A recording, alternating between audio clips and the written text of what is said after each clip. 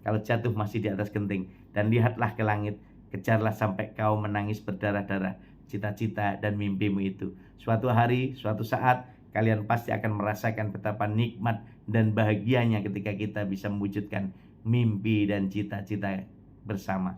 Bersama saya Muhammad Rahmat Tulisa, sehat, sukses, luar biasa.